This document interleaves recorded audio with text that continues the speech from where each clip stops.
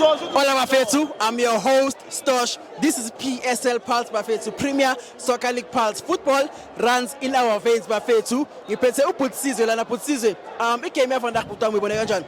No, igame yavandag ngiqala nginibingelele Orlando Stadium, nginibingelele Majita segoli thina siba seMpumalanga, usizwe Ngcongwana seMpumalanga kuside laseMalahleni. Igame yavandag mfethu ngiyibonile but into esiluzile and engicabanga ukuthi singayenzi next time ama-goal.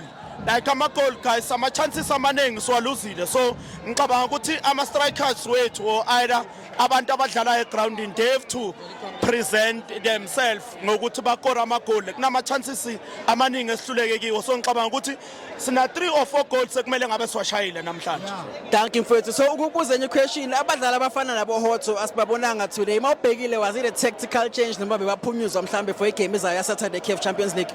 Ngicabanga ukuthi bafo kule question ongibuza yona bebaphumuzwa and then barestela for igame ya weekend, although singama players siyayifuna because of remember ileague le, and then there is no need for us or there is no need for ama fans or ama management ukuthi reserve some of the players because of siyayidinga nayo ileague, siyayidinga nayo what do you call it CAF Champions League. So ngicabanga ukuthi abokhotho abantu abagijima now and then, sorry to say ihashile Orlando Pirates but ngiyaxolisa ukusho lo ngoba kwabanye abantu maybe izohlala kabi okuyi uHotho, but nje abantu esibadingayo ukuthi bane spirit and bahlala egamini ba on ngaso sonke isikhathi, abantu abafuna ukuthi team iwine. Although sizodlala Saturday ngicabanga ukuthi bazo reserve or baba reservele ukuthi siwine le game ya Saturday because of ibalekile for us siluze amagoli amaningi kakhulu ngaphandle.